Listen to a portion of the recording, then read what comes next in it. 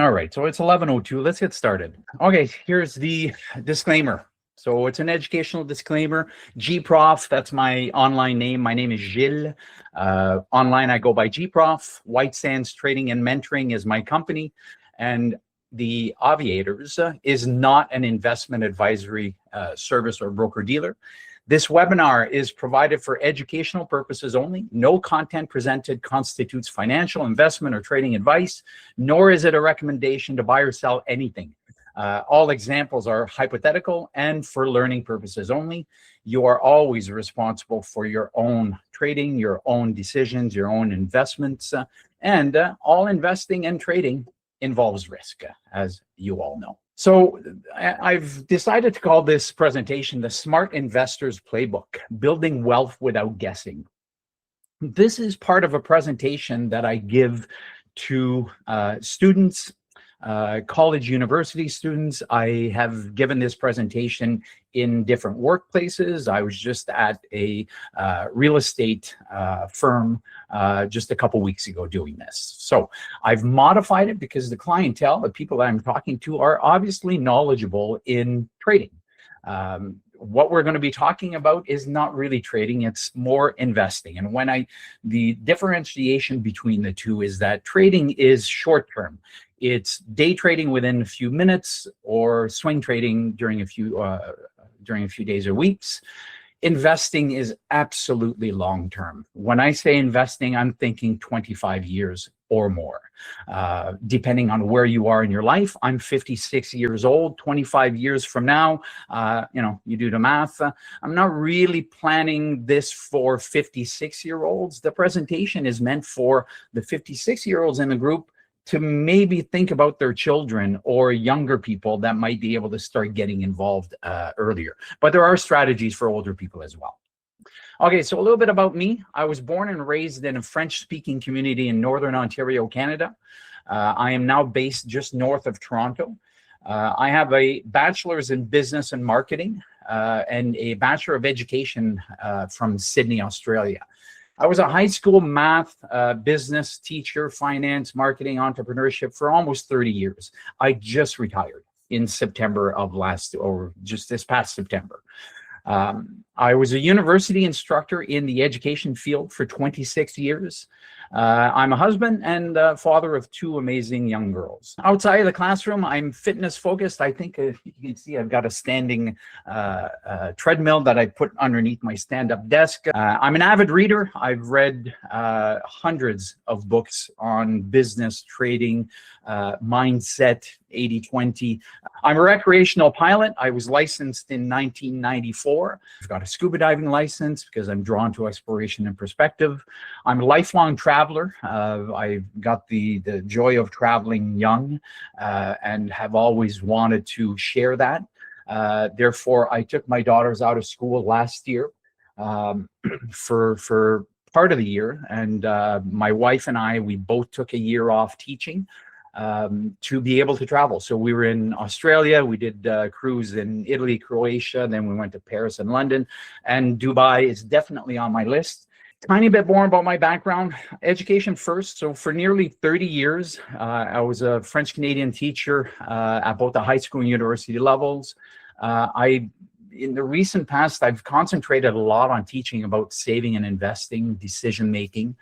I now speak to students and professionals and employee groups advocating for financial literacy as a life skill, because with the right education and habits, financial security by age 50 should be the norm. I'm an investor by practice. I've been investing for almost as long as I've been teaching. I don't manage other people's money, even for family. I don't need the stress, even though I've been asked multiple times, hey, will you take X amount of dollars and will you invest it for me? People open up and control their own account. I teach them how to think, not what to blindly buy. So this started at home, not as a business. I always felt something important was missing in the education system. When I became a parent, I knew these lessons would be taught at home. My daughters started investing the day they were born. However, they don't know about it. I started putting money aside for them, and it's something that I will be teaching them. They're still a little bit too young for that, but it began as a responsibility and not as a business idea. as I was building things out for them and building out my savings course and then my investing course, which I'll talk about later, this is not a marketing thing. I'm not trying to sell anything, but I will share what it is that I've built.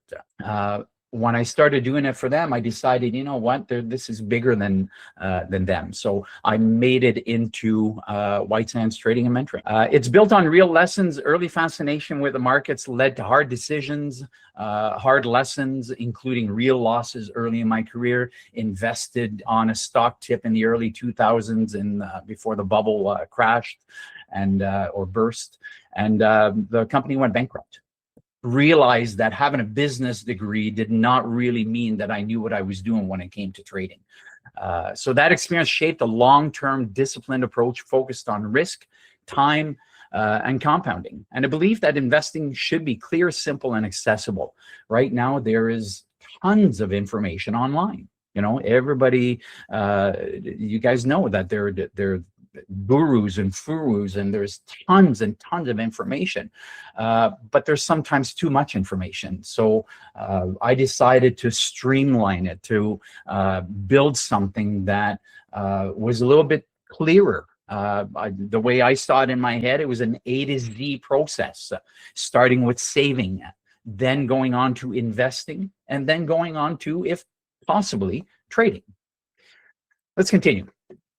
So I will go pretty fast in a lot of these slides. Stop me if you have questions. Raise the hand. I think I'll see it out of the corner of my eye, or the mic is open. You guys can ask questions. So the housing affordability crisis in the States, this is information I got online probably 6 months ago, but we're looking at average home prices in the 400 to 500,000s. In Canada, where I am, actually in the town where I am, just recently I looked at it and was talking to real estate agents last week, that it's around $800,000 for an average home. So at 20% down payment in the States, you need 85,000. In Canada, you need 135,000. I don't know a lot of young people in their early 20s that have that kind of money. Obviously, you can put 5% down. So I've got it here at 5%, still $20,000. In Canada, 5% is $34,000, $35,000, $40,000 down payment on a house. Grocery costs, obviously inflation. Everybody knows about inflation and how groceries have risen almost 25% in the last 4 years. And right now on the news, we hear that, oh, inflation is taming. It's coming down. It's just above 2%, and that's where it should be. However, nobody talks about the fact that that 24% rise is still there. We're just not adding more than 2.7%, I think, is where it is right now. But it's still there. It's still incredibly high. The gap between wage growth and inflation, this gap is getting wider and wider. I don't know a lot of people that their wages have gone up 24% in the last 4 years. Right? So that's why the gap continues. If wages don't keep up with inflation and housing prices, et cetera, the only way to preserve and grow your purchasing power is through investing. The gap in the education system, like I said, I was an educator for nearly 30 years. So despite 12 to 16 years of formal schooling, students graduate without ever learning how to save efficiently, understand credit cards and debt and mortgages, et cetera, They don't understand how to build wealth through investing. Instead, financial literacy is left up to chance, often influenced by family, sometimes that don't know much about it either, or peers or marketing from banks. So the missing foundation, as far as I was concerned, was saving. So this gap isn't theoretical, it's real, and it affects almost everyone. And instead of waiting for the education system to fix it, I decided to build what should have existed all along. So I built what is called, what I called your ultimate guide to financial independence. It's a free guide to saving, investing, and building wealth, no matter where you start from. So I created the savings course, not as a product, but as a foundation. It is free. It is available from my website. Okay, so that's the PDF. It's like 50 some odd pages. There's a table of contents. And like I said, it's available for free. So if you go to my website, whitesandstm.com/services, it's right there. Savings course. Yes, it will ask for an email address, and then it's sent to your inbox. So saving is not about restriction. It's about security, optionality, and control. So before anybody thinks about investing, and absolutely before thinking about trading, they should know how the savings framework works. So I built this short structured PDF. So the silence about money, I wanted to talk about this because people are rarely willing to discuss finances openly. Everybody in this room, I'm sure you've had difficulty talking to people about what it is that you do, especially when it comes to trading, but even just talking about finances. I don't think it's because people are asked specifics. It's just because most people are embarrassed at the fact that they don't know enough about saving or investing or trading. Even in preparing this presentation, friends and family were reluctant to share. I don't want to know the numbers in their accounts. I was just asking about experiences and struggles and mistakes, and it was difficult to get information. So the silence about money leaves many people navigating money alone without guidance. Now, the problem with traditional investing, many who do invest do so through banks, which management expense ratios, or MERs, that are around 2%. Actually, I just want to take 2 seconds to show that I've got a glossary of terms on my website as well. There's the link at the top. So if you put in MER, it will bring up management expense ratio. All the terms and acronyms in here are one sentence. I created this. I started creating this years ago. I was using it in my business courses instead of trying to go online. And when we didn't have access to the internet, students didn't have laptops in front of them. I had this on my own large screen, and not all, but many terms that we discuss in the savings, investing, and trading world are discussed, or are presented in here. Over decades, these fees can erode tens or even hundreds of thousands of dollars from your investments. I was at a conference a couple of weeks ago, and I was talking to this lady who was knowledgeable, and she knew about investing. She did everything through her bank. And then when I just pivoted and went, "Oh, do you know how much you pay in fees?" And she said, "No," but she was very happy at the result, right? She had been investing, her and her husband had been investing for about 20 years, and they were happy with the number of where they were at. But they didn't realize the amount of money that they gave to the bank or the financial advisor. And there's nothing wrong with financial advisors. If people look at this stuff and they follow my presentation, or they talk to me and then they decide to go to their bank and do it through them, that's fantastic. I'm not saying that people should not go to their banks. However, it is possible to do it on your own. Right? So index ETFs that are available at banks, I should say, index ETFs, on the other hand, offer MERs as low as 0.05, or I was just SPYM, I think, is 0.02. And they consistently outperform most actively managed funds from banks. So in what I present, I talk about exactly why lower fees matter. Here's a graph. So here's the example of that lady. Let's just say it's not exactly, but it's $100,000 over 30 years at a 10% gross return. I always use 10% because it's a nice round number. It's believable because the SPY, any S&P 500 ETF over its life is usually around 9, 10, 11%. So at 10% in a bank mutual fund at 2% MER, after 30 years, your investment goes from 100,000 to $1 million. That's fantastic. But with a lower cost ETF at 0.1%, it's 1.7 million, right? That's $700,000 that was given away to the bank to manage the money in the mutual fund. Right. So again, I'm not against banks, but it is possible to do this on your own. So the reality of retirement poverty, this is something I've got in my presentation, just to share that a lot of this is on older Americans, but it's the same in many countries. A lot of people above the age of 65 live below the poverty line. why it happens in the States, rising healthcare costs. In Canada, we don't have that problem because we have universal healthcare, but insufficient savings and conditions, the decline of pensions and employer-sponsored plans, the over-reliance on Social Security or the Canada Pension Plan. These programs were not meant to be the entire retirement fund. They're there to help, but not to be the entire plan. So without building personal savings and investments, most people are left relying on inadequate programs. That's why learning how to invest is critical to avoid retirement poverty. Breaking it down through education. By learning investing step by step, you remove fear and guesswork. Knowledge gives you the ability to choose smarter investments, manage risk, and keep more of your own money. Investing doesn't just change your retirement, it changes your freedom, security, and opportunities throughout life. Here's a couple graphs. Again, the example I'm going to use is $100 monthly in SPY, the S&P 500 or VOO or SPYM, it doesn't really matter, something that tracks the S&P 500 at a 10% annual return. And I've already talked about the fact that this year, 2025, I believe the SPY returned 17%. Over the last 10 years, it's been 14.5 to 15%. So again, 10% is on the lower end. A lot of people say, well, where am I going to get 10%? Over time, it averages out and compounds out to about 10%. Here's if you start at 40. Again, $100 a month for 25 years, 133,889. If you start earlier, it's more than double, 382,000.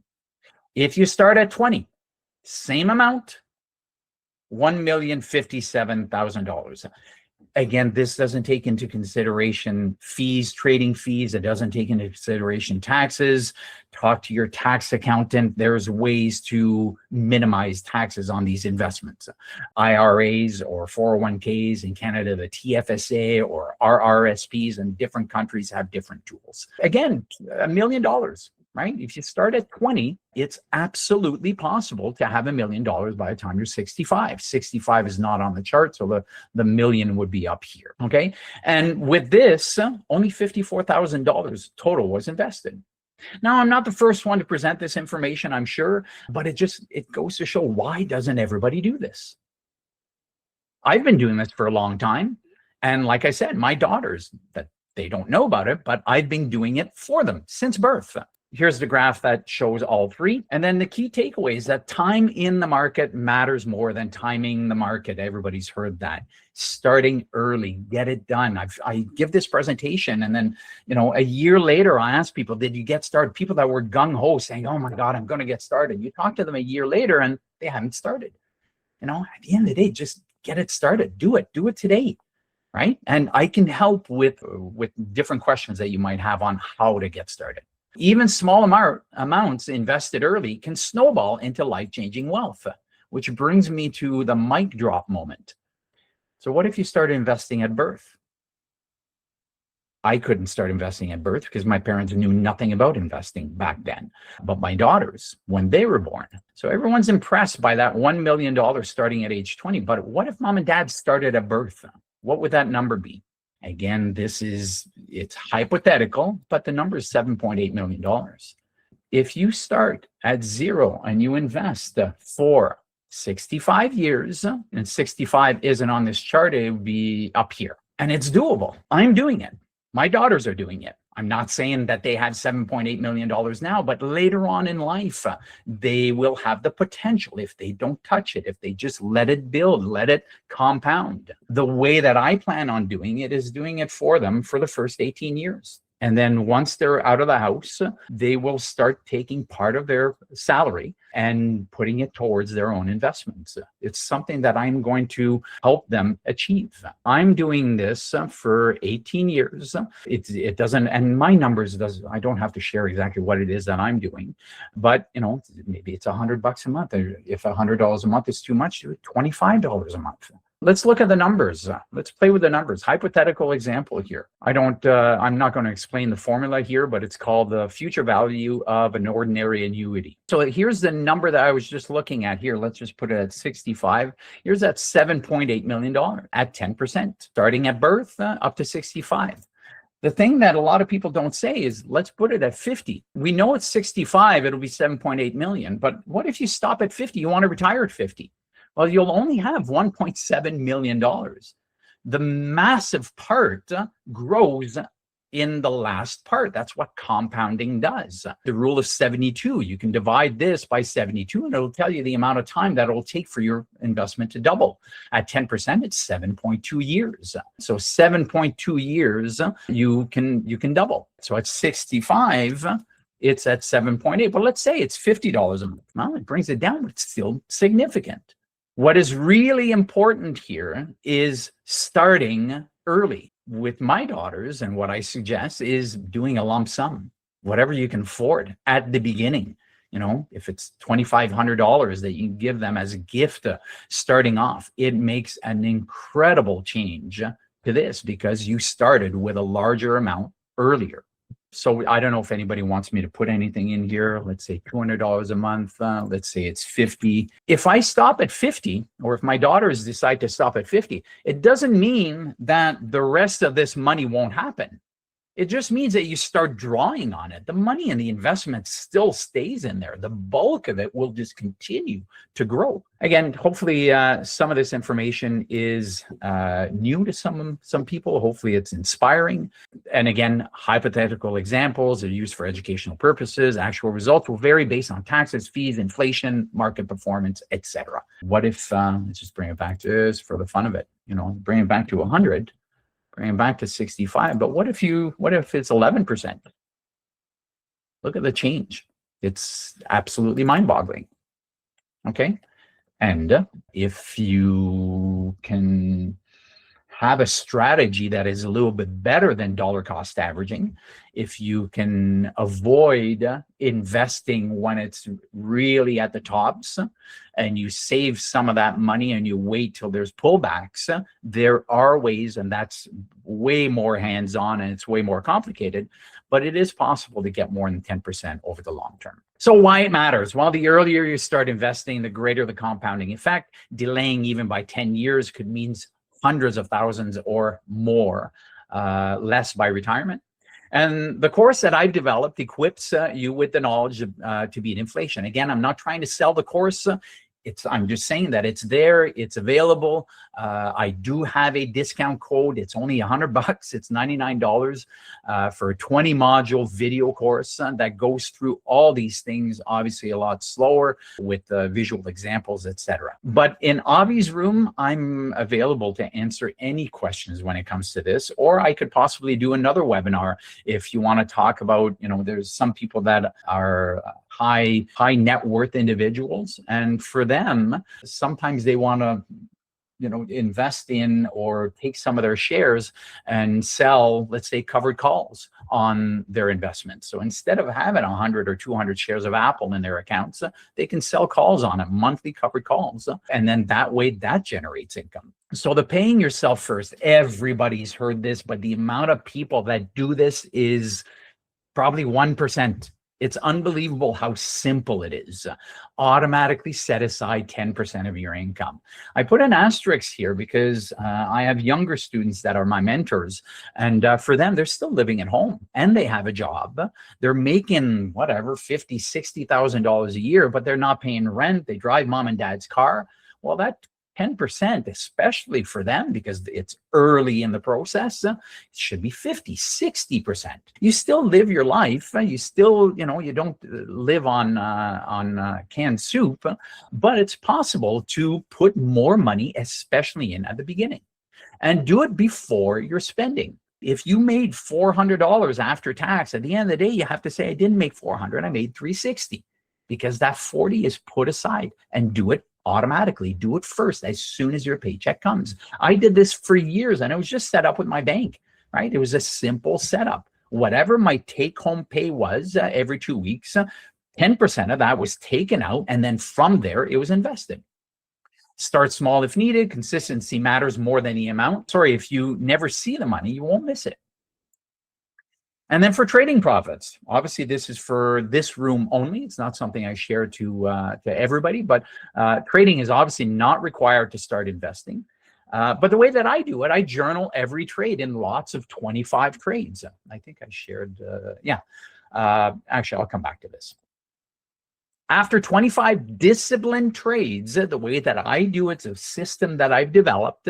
If I don't break my rules for 25 trades, and I think I've got it at 90%, I'm allowed to break my rules 10% of the time. So that's really 2 trades.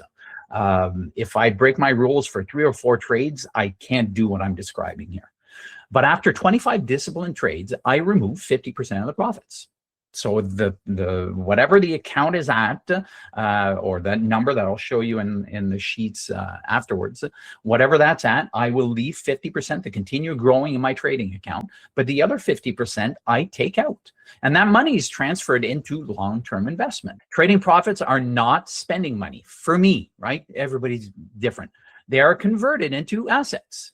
Right? This prevents lifestyle inflation. No Lambo for this guy. I know Avi feels the same way. It reinforces discipline. Short-term discipline funds long-term freedom. This is the journal that I use. These are not real trades because it'll never happen that you're going to have exactly 3R or -1R. But this is the way that I teach trading. 2 results, -1 or +3. And if you win 50% of the trades and you followed your rules, either category 1 or category 2 trades, then with the law of large numbers, if you flip a coin 50 times, when you get heads, you get +3, tails, you get -1, you're going to come out on top. A few slides on what is investment risk. People ask me, I know so-and-so that they lost money on the stock market. If they lost money on the stock market, it was most likely a short-term trade. Because investments over 20, 25, 30, 50 years, there's absolutely no reason why you should have losses. So let's look at risk. Lower risk savings account, GICs, that's a guaranteed investment certificate, government bonds, municipal bonds. This is stuff that I discuss, that I teach as well, but they're boring, right? They don't do much. They're safe because your capital is almost always 100% guaranteed, but they don't grow much. Moderate risk, well, you're looking at diversified ETFs and blue chip stocks. Or higher risk, well, you've got cryptocurrencies, speculative stocks. We were talking, Avi was talking about, I don't remember what the ticker was this morning, but penny stocks. Lunar, LUNR, that's one of them. It's speculative. Rivian, when that came out, oh my goodness. When that IPO'd, within a few days, it was like at $120 a share. I was telling Avi this morning that when it IPO'd, within a few days, the market cap on that company was more than Mercedes and I think it was BMW combined, and they didn't have a product, right? So that's speculative. That's why it's higher risk. And then leverage products like futures or options. And early stage ventures. SpaceX, are they going to IPO this year? Maybe. ChatGPT, will they IPO this year? Maybe. There's definitely different ways of going about it. When I talk about the investing course, I talk about all these things, about cryptocurrencies, speculatives, leverage product, IPOs, options, etc. I don't go into detail with options, but I touch on it. Types of investment risk: market, credit, liquidity. Liquidity, Avi obviously knows about this with the options. When you run out of people available to buy your contracts, so the prices are going to go down if nobody's willing to buy, or if there are not enough buyers around. Inflation risk, interest rate risk, currency risk. Again, this can be screenshotted. I don't want to spend too much time on this. So the real world perspective, the S&P 500 has averaged about 10% annually since 1926. So over the last 100 years, but individual years have ranged. Some years are -43.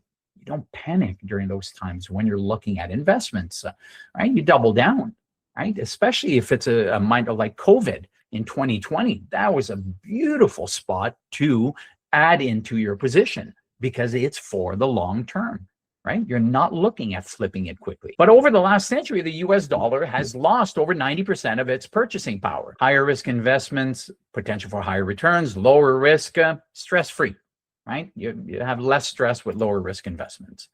So what the course that I offer covers, I'm just going to put this on here. I don't want to spend too much time on this because, like I said, this is not a marketing thing. Why financial independence must be learned. Well, financial independence isn't part of formal education. It just isn't. It's unfortunate. It must be learned intentionally. People have to have an interest in this stuff. And I get it that most people that I speak to don't have much of an interest when it comes to business or investments or what's happening in the world markets, in the economy, etc. But financial independence isn't something schools will hand you. It's a skill you have to go out and learn for yourself. And this course, again, I say course, but what it is I am willing to share in Avi's room is basically my knowledge in this area. How to beat inflation and rising costs of living, build wealth step by step, avoid retirement poverty, break free from the silence surrounding money, escape high-fee investing traps, and create a future where money is a tool, not a source of stress. The complete investing blueprint, build wealth with confidence. This is my 2-minute spiel on the course that I've got. Because if this does go on YouTube, what I would suggest to people is to join Avi's room. I will talk about it right over here. Thank you for spending time with me today. I hope I didn't go too fast with time, 42 minutes. If this session helped bring clarity to saving and investing, there are a few ways to continue. I do have a 50% off the investing course. It's 99 bucks. It's possible to get it from my website. Again, if people get involved in this, that's great. If not, that's fine too. It's valid for maybe not the people in here. I don't know, maybe the people will be interested, but younger people, people that that should know these things. The discount code, I will have it expire, I don't know, in 24 hours, 48 hours, we'll see. I'll also be sharing many of these concepts inside Avi's Discord room, where like-minded investors and traders connect. And hopefully people will ask questions. It can be a DM or it can be in one of the rooms that Avi has there. There's a lot of people with a lot of knowledge. So I think people should not be worried about asking questions. And if you're watching on YouTube, join Avi's Discord room to continue the conversation and learn alongside others on the same journey. The link will be in the comments to join Avi's room, because it's a phenomenal community and blessed to be part of it. Avi's knowledge when it comes to trading equities, options, futures is off the charts. And there's a lot of people that share all kinds of different things. So the discount code, if somebody would be interested in taking the course, the discount code is there. Those are my links. I've just started on Instagram, and there's my link tree with my email address and stuff like that. Hopefully this was interesting. If there's any questions, I'm here. I can stick around to answer questions, or you can ask inside Avi's Discord room if there are specific areas of the investing world that you'd like me to create a webinar on. I'm completely open for that. Any questions? And if not, then I will let you get back to your charts. That's brilliant, Jill. Thank you so much. Love it. Making it all clear and simple for us. And yeah, guys, I think this is great information. It's amazing that a lot of it's out there, but then you got to act on it. You got to do the simple, regular discipline. Put the little bit away from your monthly income and let it run. So I love it. I love the mindset, Jill. I love it. That for me is brilliant. Great. So, it's thanks for sharing that, Avi. I just wanted to add a little thing. It's unbelievable the misconceptions that are out there. Everybody knows somebody that tried to take a trade and they ended up losing money on it. But investing is different, especially the way that I teach it with ETFs, low-cost ETFs. You set it and you forget it, and you don't even look at it. You don't manage it. It's not something you look at every day, right? I rebalance things 6 months, maybe once a year, right? Just to look at it. But there's so many misconceptions, and that's the problem. That you try to have a conversation with people about this stuff, and they clam up. They stop talking about it. They get all tense, and they, the numbers that I shared, these are real possible numbers. Let's bring it back at more realistic, and let's start at 20 and go to 65. This is absolutely realistic. So again, thanks Avi for inviting me. It was great to have this platform, and if there are any other questions, I'll stick around for a few minutes. If not, I'll see you guys in the room tomorrow morning.